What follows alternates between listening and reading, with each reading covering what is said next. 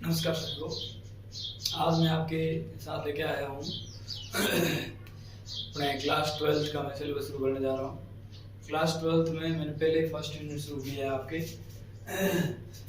अध्याय 5 सातत्य एवं अवकलनीयता।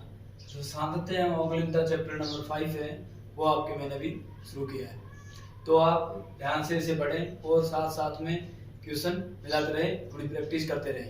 ठीक है, देखो मैं शुरू करने जा रहा हूँ। पहले देखिए सतत फलन। सतत फलन क्या होता है? देखो यहाँ पर f a tends to b, ठीक है। f कोई फलन है जिसमें a कोई प्रांत है और b कोई सहप्रांत है। यदि कोई मान लो फलन a और b प्रांत से a और b प्रांत से a प्रांत और b सहप्रांत से संबंधित हो, तो देखो इधर y बराबर fx होगा, प्रांत a बराबर a, सहप्रांत बराबर b, परिसर y के अवयव। परिसर यहाँ पर क्या होता है? परिसर जो होता है वो क्या होता है? y के अवयव होते हैं। परिसर हमेशा ध्यान रखना, परिसर y के अवयव होते हैं और ये होता है प्रांत और ये होता है सहप्रांत, ठीक है। और ये एक फलन है, f एक फलन है, आपको ये ध्यान रखना है, ठीक है। उसके बाद आगे देखिए, प्रांत के किसी बिंदु पर सीमा का मान, प्रांत के किसी भी बिंदु पर सीमा का मान और फलन का मान यदि बराबर हो तो फलन उस बिंदु पर सतत फलन कहलाएगा। सतत फलन कब कहलाएगा ये थोड़ा सा देख लें कि प्रांत के किसी भी बिंदु पर सीमा का मान और फलन का मान दोनों यदि बराबर है तो वो सतत फलन है, यदि दोनों बराबर नहीं है तो वो कैसा फलन होगा? असतत फलन होगा, ठीक है। उसके बाद देखो कि इस स्थिति में बिंदु को असांतत्य का पॉइंट यानी असांतत्य का बिंदु कहते हैं। यदि फलन प्रांत के प्रत्येक बिंदु पर सतत हो तो सतत फलन कहलाता है, अतः सीमा का मान और फलन का मान जो होगा इक्वल होगा। अब देखिए सीमा का मान कैसे होता है? सीमा के मान हमेशा ट्रू पॉइंट से निकालते हैं, ठीक है। ये जो लिमिट लेफ्ट लिमिट और राइट लिमिट, ठीक है, जैसे ये y सीमा और ये राइट सीमा। अब लेफ्ट लिमिट हमेशा क्या रहती है? लेफ्ट लिमिट जैसे अपने लेफ्ट कहूं मैं तो ये संख्या रेखा है, ये 0 है और ये सब माइनस के मान है, -2 ऐसे करके ये ऐसी संख्या है और यहाँ पर सभी प्लस के मान है। तो लेफ्ट लिमिट यहाँ ये होगी, लेफ्ट आपके ये लेफ्ट है और ये राइट है, ठीक है, ये राइट लिमिट है। तो इधर देखिए यदि मैं कहूंगी x एक है, एक की लेफ्ट लिमिट और राइट लिमिट क्या है, तो एक की आप लेफ्ट लिमिट कैसे बताओगे? एक की लेफ्ट यानी 1 से कम, तो 1 से कम क्या हो जाएगा? 1 से कम हो जाएगा 0.9, ठीक है, 0.9 0.8 जो भी 1 से कम संख्या है। और राइट लिमिट हो जाएगी जैसे 1 है, 1.1 है, 1.2 है, 1.3 है, 1.4 है, इसे आप लगातार कह सकते हो। जैसे कि मैंने अभी यहाँ पर बताया कि 1 प्लस बराबर होता है 1.1 से आगे किया 1.1 और 1 माइनस यानी 0.9। ये आपके थोड़ा बेसिक में आगे वो समझा रहा हूँ, ध्यान से समझना है सबको पॉइंट्स को।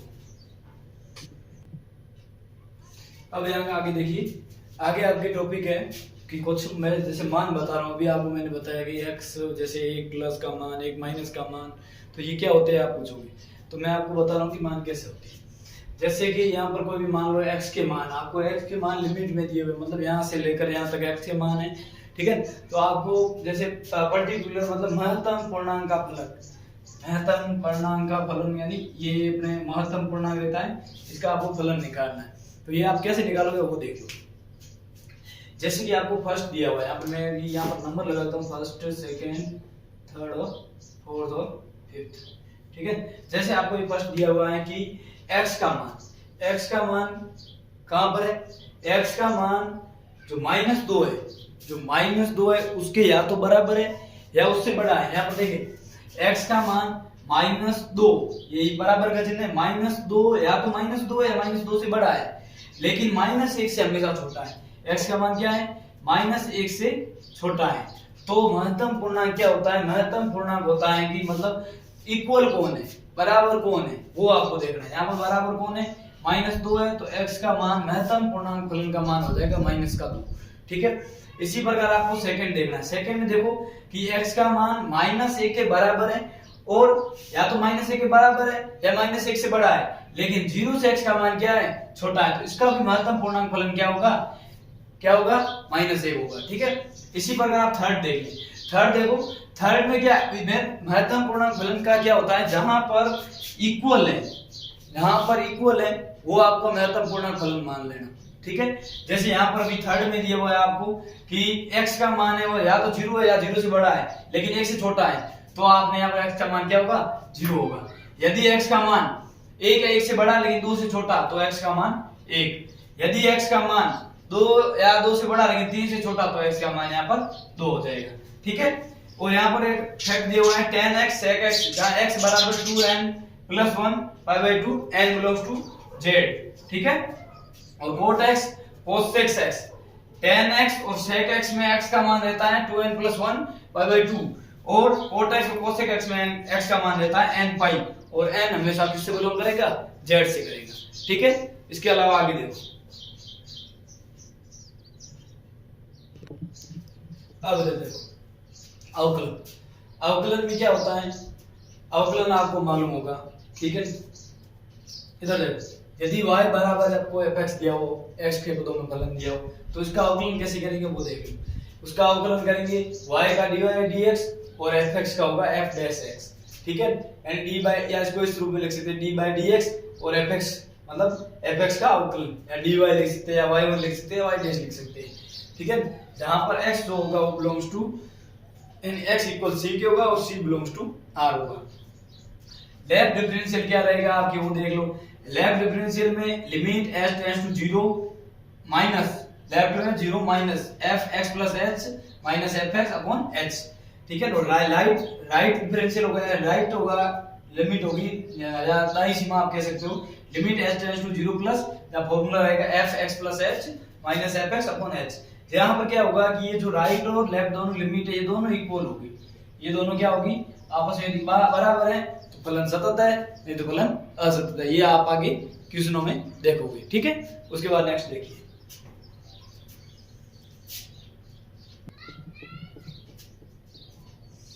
उसके बाद नेक्स्ट देखिए फॉर्मूले, ठीक है। अवकलन संबंधित फॉर्मूले है कि अवकलन कैसे करना है आपको, ठीक है। इधर देखिए, जैसे मान लो कोई फर्स्ट है आपके, जैसे कोई अक्षर हो, अक्षर का अवकलन करना हो तो अक्षर का हमेशा 0 होता है, ठीक है। अक्षर का हमेशा क्या होता है, 0 होता है अवकलन। और x की पावर n का अवकलन करना है, d/dx x की पावर n का अवकलन करना हो तो n बार आ जाएगा, यानी n x की पावर n - 1 इसका अवकलन हो जाएगा। जैसे कि एग्जांपल है x की घात 5, तो इसका अवकलन करेंगे 5 नीचे आ जाएगा, और x की जो पावर है उसमें हमेशा 1 घट जाएगा, ठीक है। जैसे x का अवकलन करना हो, यदि dy/dx के सापेक्ष x का अवकलन करना हो तो x का अवकलन हमेशा क्या रहता है, x का अवकलन हमेशा 1 रहता है, ठीक है। उसके बाद फोर्थ देखो, फोर्थ में √x का अवकलन d/dx √x का अवकलन होता है 1/2 √x। इसको कैसे करते हैं वो भी थोड़ा देख लो। 1/2 x की पावर -1/2, मतलब आपको x की पावर यानी 1/2 है, तो 1 ये रूट यानी क्या होता है, √x का मतलब क्या होता है, x की पावर 1/2, जहाँ 1/2 बाहर आ गया तो एक पावर घट गई, -1/2 हो गया, और इसको नीचे ले गया माइनस को दिया और प्लस का हो गया, ठीक है। और x की पावर 1/2 का मान √x होता है और 2 का 2 आया, ठीक है। उसके बाद 5 देखो, पांचवा d/dx cfx। अब इसका अवकलन करना हो तो c को यानी अक्षर को हमेशा बाहर रखते हैं, c क्या होता है, कांस्टेंट होता है या अक्षर होता है c हमेशा, और c को बाहर ले लेंगे तो ये fx हो जाएगा। fx का अवकलन हम कर सकते हैं, ठीक है, फॉर्मूले की सहायता से। यदि log x का अवकलन करना हो, log x का अवकलन हमेशा 1/x होता है, और यदि e की पावर x का अवकलन करना हो तो e की पावर x का हमेशा अवकलन क्या रहता है, सेम ही रहता है, e की पावर x। यदि e की पावर ax का अवकलन करना हो तो a बाहर आ जाएगा और e की पावर ax बचेगी, मतलब जैसे कि एग्जांपल e की पावर 5x है तो 5 बाहर आ गया, नीचे आ गया, ऊपर पावर 6 मिलेगी। उसके बाद a की पावर x का अवकलन करना हो तो a की पावर x का अवकलन रहता है a की पावर x log a, और यदि sin x का अवकलन करना हो तो cos x, और cos x का अवकलन करना हो तो माइनस sin x होता है। tan x का अवकलन होता है sec square x, tan x का अवकलन क्या होता है, sec स्क्वायर x, और cot x का अवकलन क्या रहता है, minus cosec square x, cot x का अवकलन रहता है माइनस cosec स्क्वायर x, ठीक है। और sec x का अवकलन रहता है sec x into tan x। और एक है u और v का एक फॉर्मूला आपको दिया गया है, वो देखो कैसे है। मान लो u और v प्लस में हो, ठीक है, यानी जैसे कि ऐसे हो d/dx u प्लस v हो, तो इसका अवकलन हो जाएगा du/dx प्लस dv/dx, ठीक है। और यदि यहाँ पर माइनस हो, इसकी जगह प्लस की जगह माइनस हो, तो यहाँ पर भी माइनस रहेगा, ठीक है। यानी प्लस और माइनस में दोनों में, ये 15 नंबर जो सूत्र है। और यदि u और v गुणा में हो तो उसका अवकलन कैसे करेंगे? तो देखो u और v यदि गुणा में हो तो u को पहले फर्स्ट को बाहर और सेकंड का अवकलन प्लस जो सेकंड है उसको बाहर रखना है और फर्स्ट का अवकलन करना है। यदि u और v भाग में हो तो इसका अवकलन कैसे करेंगे? जैसे ऊपर जो अंश है अंश को नहीं हर को बाहर रखना है, अंश का अवकलन करना है, माइनस अंश है उसको बाहर रखना है और हर का अवकलन करना है, फिर हर का स्क्वायर करना है। ठीक है, ये आपके फॉर्मूले हो गए जो आपके अवकलनीयता में काम आएंगे। ठीक है,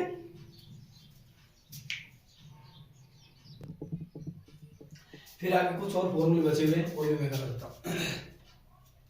जैसे कि मान लो sine inverse x, sine inverse x हो तो उसका अवकलन कैसे? जैसे आपने को पूछ लिया साइन एक्स का अवकलन तो आप बता दो कोस एक्स का अवकलन, कोस एक्स का अवकलन तो माइनस साइन एक्स का अवकलन, ये तो आप बता दोगे, ये आपको याद भी होंगे।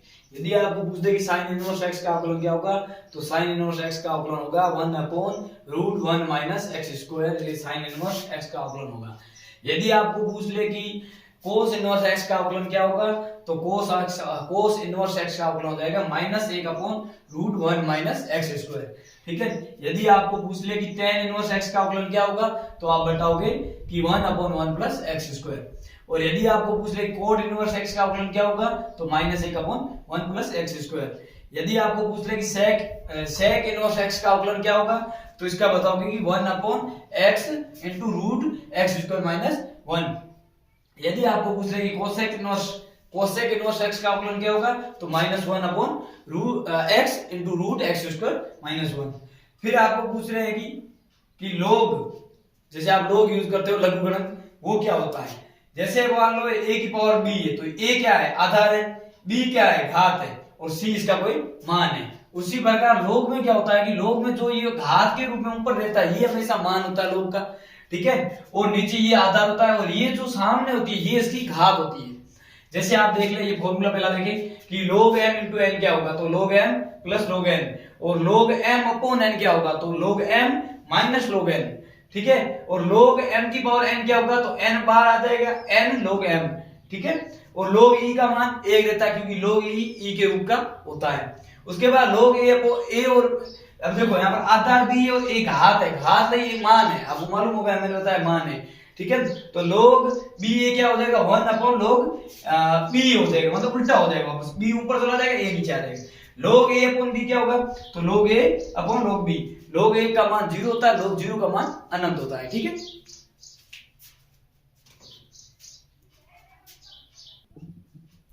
अब देखो आगे और फॉर्मूले है log 1 प्लस एक्स, उसका फॉर्मूला रहता है x माइनस एक्स स्क्वायर बटा 2 प्लस एक्स क्यूब बटा 3 माइनस एक्स का 4 बटा 4। ठीक है, मतलब plus minus plus minus plus ऐसे चलता रहेगा, जैसे अभी आगे वाला रहेगा प्लस एक्स का 5 बटे 5 माइनस एक्स का 6 बटे 6 ऐसे रहेगा। ठीक है, limit x tends to 0 e की power x minus 1 upon x हो तो बराबर 1 रहता है मान उसका। 1 प्लस log x का मान होता है log e plus log x या log ex। ठीक है, और 1 अपॉन x का अवकलन करोगे तो इसका अवकलन होगा -1 अपॉन एक्स स्क्वायर। कैसे होगा वो देख लो, जैसे कि x है उसको ऊपर लेंगे x की पावर -1 हुई और इसका वही दिया अवकलन कर दिया -1 बाहर आई और x की पावर -2 बची। ठीक है, तो -1 ऊपर रखा और इसकी पावर को नीचे लेके आया x स्क्वायर हो गया, -1 अपॉन एक्स स्क्वायर। किसका अवकलन हुआ 1 अपॉन x का। u का अवकलन करना u की पावर v का, तो u की पावर v अपॉन u का अवकलन प्लस v का अवकलन log u। यदि a की पावर x का करना हो तो a की पावर s log a। प्राचल समीकरण क्या होता है x बराबर ft और y बराबर gt हो तो dx अपॉन dt करना है तो इसका f डैश t हो जाएगा और dy अपॉन dt करना है g डैश t हो जाएगा। फिर dy अपॉन dx निकालना है अपने को तो क्या करोगे कि dy अपॉन dt बटा dx अपॉन dt, dt से dt करके अपने को बचा रहा है dy अपॉन dx। रोले का प्रमेय f x tends to y x belongs to a और b, f a b में सतत होना चाहिए रोले के प्रमेय में। दूसरा f a b में अवकलनीय है। तीसरा है f a बराबर f b और f डैश c बराबर 0, there exist c belongs to a b होगा। उसके बाद मध्यमान प्रमेय mean value theorem f x tends to y x belongs to a b, जिसमें f x बराबर y हो। फर्स्ट f a b में सतत है, f a b में अवकलनीय है और f डैश c क्या है f b minus f a upon a, there exist c belongs to a b। ये आपके आज बेसिक के फॉर्मूले हो गए हैं 5 यूनिट सातत्य अवकलनीयता के। ठीक है, इसके आगे हम 5.1 लेके क्वेश्चन सोल्व करेंगे, ध्यान से इनको देख लेना और नोट भी कर लेना अपनी नोटबुक में। ठीक है, धन्यवाद।